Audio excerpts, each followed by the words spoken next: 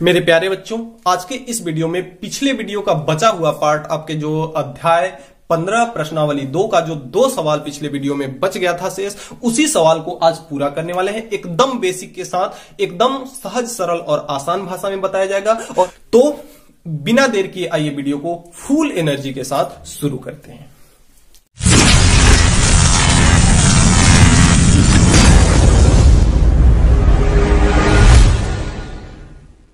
ये आपका सवाल नंबर 15 है कि एक घनाभ जिसकी भुजाएं, तो देखिए घनाभ की चर्चा हम लोग पिछले वीडियो में कर चुके हैं। घनाभ एक ऐसी आकृति होती है जिसकी लंबाई भी होती है और चौड़ाई भी होती है और उसकी ऊंचाई भी होती है, यानी लंबाई, चौड़ाई, ऊंचाई तीनों होती है। तो एक घनाभ इसमें है जिसकी भुजा 5.5 सेंटीमीटर, 10 सेंटीमीटर और 3.5 सेंटीमीटर, यानी लंबाई, चौड़ाई, ऊंचाई दिया है। और इसको पिघलाकर एक 1.75 सेंटीमीटर व्यास तथा 2 सेंटीमीटर मोटाई के कितने सिक्के बनाए जा सकते हैं। तो आइए सीक्वेंस से हल करते हैं। सबसे पहले इसमें जो दिया है उसको लिखते हैं। सबसे पहले ये घनाभ के लिए हम लिख रहे हैं, घनाभ के लिए। तो घनाभ के लिए इसमें दिया क्या क्या है, देखिए लंबाई दिया है, जो दिया है उसको लिखते हैं। दिया है क्या क्या दिया है, लंबाई दिया है 5.5 सेंटीमीटर, तो लंबाई बराबर कितना है 5.5 सेंटीमीटर। और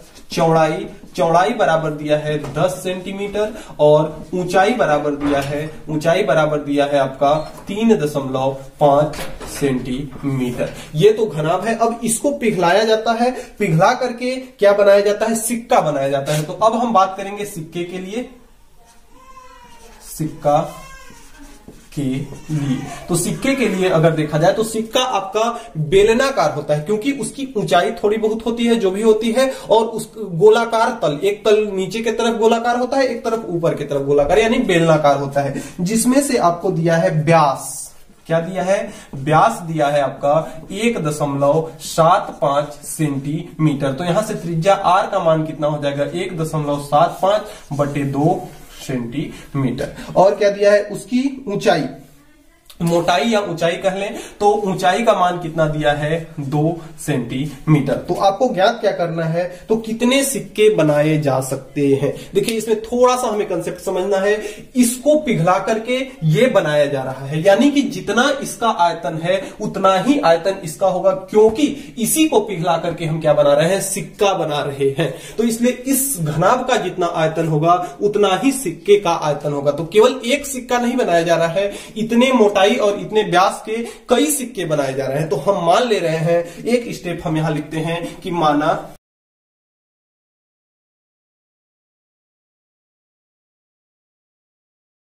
तो देखिए हमने यह मान लिया कि माना घनाभ द्वारा, यानी इस घनाभ को पिघला करके सिक्कों की संख्या कितनी है, n है। बनाए गए, इस घनाभ को पिघला करके बनाए गए सिक्कों की संख्या n है। तो यहां से अगर देखा जाए तो जो आपका घनाभ का आयतन होगा, घनाभ का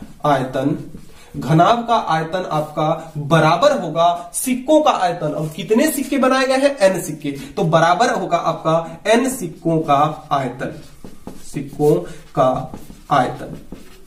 क्यों, क्योंकि इस घनाभ को पिघला करके n सिक्के बनाए जा रहे हैं, इस डायमीटर के n सिक्के बनाए जा रहे हैं। अब देखिए जो घनाभ होता है, घनाभ का आयतन क्या होता है, लंबाई इंटू चौड़ाई इंटू ऊंचाई, घनाभ का आयतन होता है। और n तो रहेगा ही, इंटू सिक्के का आयतन। सिक्का कैसा है, अभी बताया कि सिक्का बेलनाकार होता है, और बेलन का आयतन हम जानते हैं कितना होता है, πr²h। कितना होता है, πr²h। ये होता है सिक्के का, बेलन का आयतन। तो अब देखिए सभी का मान लिख लेते हैं। लंबाई का मान कितना दिया है आपका 5.5 है, इंटू चौड़ाई है 10, इंटू ऊंचाई है 3.5 बराबर n आपका ऐसा ही रहेगा। n का मान हमें ज्ञात करना है, तो ऐसा करते हैं हम कि इस πr²h को इधर ला लेते हैं। तो πr² इसके साथ में किसमें है, गुणा में, इधर आएगा तो किसमें हो जाएगा, भाग में। तो पाई का मान आपका होता है 22/7 इंटू r²। r का मान कितना है, 1.752। तो इसका स्क्वायर है, तो ये आपका हो जाएगा 1.752। स्क्वायर का मतलब इसको 2 बार लिखना है, 7/5/2। और और इंटू में h है, h का मान कितना दिया है 2, तो बट इंटू क्या हो जाएगा 2 और बराबर इधर क्या बचेगा केवल n बचेगा। अब देखिए यहां से जो जो कटने पिटने लायक है कटा पिटा देते हैं। 2 से तो आपका 2 कट जाएगा और 2 1 कम 2 11 दूना आपका 22 कट जाएगा, ठीक है। और 7 से इसको काटेंगे तो 7 दूना की 14, इसको काटेंगे तो 7 दूना 14 हो जाएगा दशमलव लगा करके, और 35 होगा तो 7 5 35, दशमलव 25 आ गया। अब इसमें देखिए 5.5 में 10 का गुणा करेंगे तो ये आपका हो जाएगा 55, इंटू में ये है 3.5 और बटे में देखिए क्या क्या बचा है, यहां पे 11 बचा तो इसको 11 लिख लिए और इस 7 को तो काट ही दिए हैं इसमें, और इंटू में 0.25 और इंटू में 1.75 बराबर n। अब इसी को हम हल कर देंगे तो हमारा n की वैल्यू यानी सिक्कों की संख्या हमें पता हो जाएगी। तो इसको देखिए 55 में 35 का गुणा करेंगे तो ये आपका हो जाएगा, तो 55 पचे आपका हो जाएगा 5 पचे 25, 250 275 हो जाएगा। 275 को हम 5 लिख लिए, हासिल हमारा 27 है, 55 तिया 65, तो 165 में आपका 27 जोड़ेंगे तो कितना हो जाएगा 7 5 12 और 6 2 8 और 1 9 और ये 192 पूरा लिख लेंगे तो 192 और एक अंक पे हमारा दशमलव है तो एक अंक पे कितना हो जाएगा दशमलव, और बटे में कितना हो जाएगा ये है 11 में 11 पचे 55, 11 दूना 22, हासिल 5 था तो 22 और 5 कितना हो जाएगा 27, 2 अंक पे दशमलव है तो 2 अंक पे दशमलव हो गया और इंटू में 1.75 बराबर कितना हो गया n। अब देखिए इसका हम आपस में गुणा करा लेते हैं, तो इसका जब गुणा किया जाएगा तो हमारा आएगा 4.81, तो ये आपका हो जाएगा 152.5 बटे कितना हो जाएगा 4.81, इसको 2 अंक को छोड़ देते हैं तो 4.81 बराबर n। अब इसका हम भाग करेंगे, इसमें जब भाग किया जाएगा आपका तो आपका आएगा लगभग 39 सिक्के के लगभग आएगा, यानी 39 के लगभग आएगा। तो n यानी सिक्कों की संख्या, अर्थात हमारा सिक्कों की संख्या कितनी आ गई, सिक्कों की संख्या बराबर कितना है 39, यानी कि इस घनाभ को पिघला करके टोटल 39 सिक्के बनाए जा सकते हैं। यही आपका हो जाएगा आंसर। तो इस तरह से हमारा 15वां सवाल कंप्लीट होता है। देखिए अगले क्रम में प्रश्न संख्या 16 जो है इसमें दिया है बेलन का आयतन और वक्र पृष्ठ का क्षेत्रफल क्रमशः 24,750 घन सेंटीमीटर और 3300 घन सेंटीमीटर स्क्वायर हो, तो बेलन के आधार की त्रिज्या और उसकी ऊंचाई ज्ञात कीजिए। तो देखिए इसमें सबसे पहले हम जो दिया है उसको लिख लेते हैं। दिया है क्या क्या दिया है भाई, दिया है देखिए बेलन का आयतन और वक्र पृष्ठ, आयतन और वक्र पृष्ठ। तो हम जानते हैं बेलन का आयतन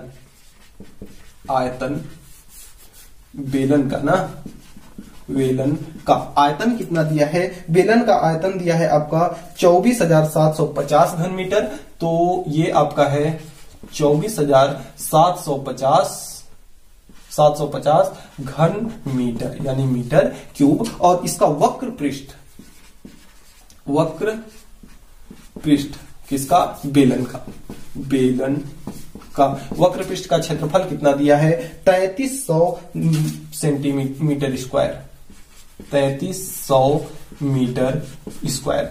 मीटर स्क्वायर दिया है। तो आपको बेलन के आधार की त्रिज्या और ऊंचाई यानी r का मान और h का मान आपको बताना है। तो देखिए इसमें हम कुछ समीकरण बनाएंगे, उसके आधार पर हम r और h का मान ज्ञात करेंगे। तो हम जानते हैं कि बेलन का आयतन जो होता है, बेलन का आयतन, तो बेलन का आयतन बराबर आपका होता है पाई r स्क्वायर इंटू एच। तो बेलन का आयतन कितना दिया है, बेलन के आयतन की जगह पे दिया हुआ बेलन का आयतन यानी 24,750 रख लेते हैं बराबर पाई को ऐसे ही रहने देते हैं और r स्क्वायर इंटू एच, यानी पाई r स्क्वायर एच बराबर कितना दिया है 24,750। तो यहां से अगर h की वैल्यू निकाली जाए, किसकी वैल्यू, h की वैल्यू निकाली जाए, बाकी सबको इधर भेज दिया जाए तो यहां आपका है 24,750 और पाई r स्क्वायर यहां आएगा तो बटे में हो जाएगा पाई r स्क्वायर। ये तो आपकी h की वैल्यू हो गई। समीकरण नंबर इसको मान लेते हैं 1। अब अगला दिया है बेलन का वक्र पृष्ठ। तो हम जानते हैं कि जो बेलन का वक्र पृष्ठीय क्षेत्रफल होता है, वक्र पृष्ठीय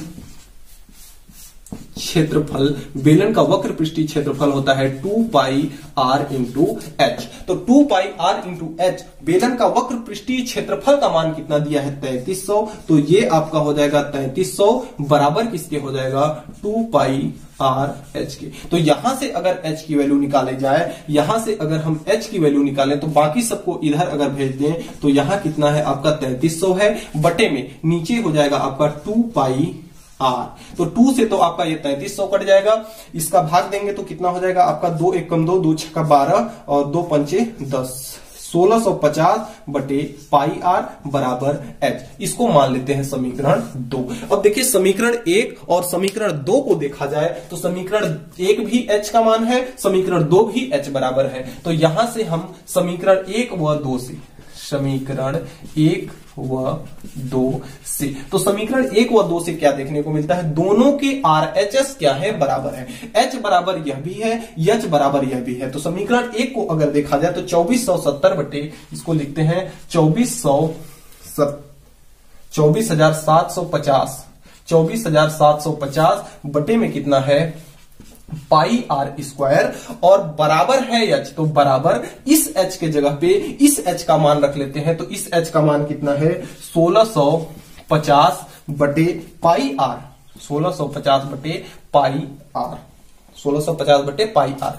तो यहां से देखिए अब अगर हम एक जाति वालों को इसको इधर भेज दें और इसको इधर लेके चले आए तो ये भाग में है, इधर जाएगा तो गुणा में, ये गुणा में है, इधर आएगा तो भाग में। तो ये आपका हो गया 24,750 बटे में 1650 इधर आएगा तो गुणा में है, किसमें हो जाएगा भाग में, बराबर ये पाई आर स्क्वायर भाग में है, इधर जाएगा तो ये आपका हो जाएगा पाई आर स्क्वायर बटे ये नीचे हो जाएगा पाई इंटू आर। अब देखिए इस आर से इसका स्क्वायर खत्म, इस पाई से ये पाई खत्म, तो यहां आपका बचा क्या केवल आर, और इस 0 से ये 0 खत्म हो जाएगा।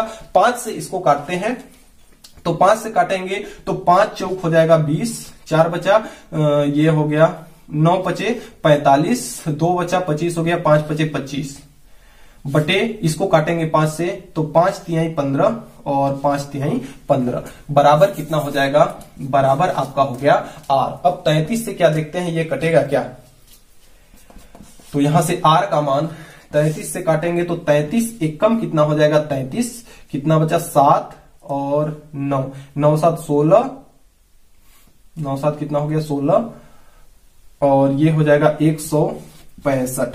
तो 165 को देखते हैं 33 से 5 बार में, तो 33 इंटू 5 करते हैं अगर तो 5 तिहाई 15, 5 तिहाई 15 और 1 16, 5 बार में कट जाएगा तो 33 एकम 33 और ये एक कितनी बार में कट गया 15 बार में, तो 33 एकम 33 हाँ 15 बार में। तो आर का मान यहां से कितना आ गया आपका 15। अब आर का मान अगर हम समीकरण नंबर 2 में रख देते हैं तो हमें एच का भी मान पता हो जाएगा। तो हम यहां लिखते हैं कि आर का मान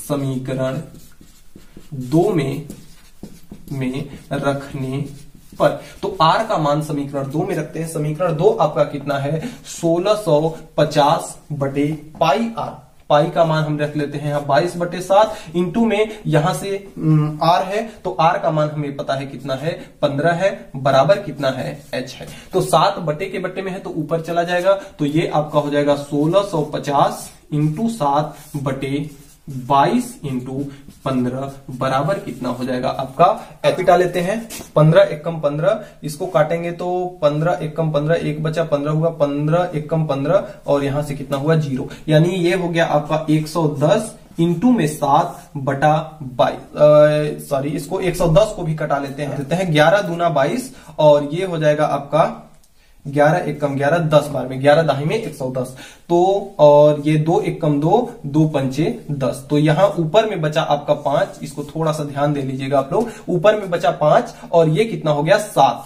तो ये आपका हो गया 5 इंटू 7 बराबर एच। तो यहां से देखा जाए तो एच बराबर कितना गया 7 पचे 35, 7 पचे 35।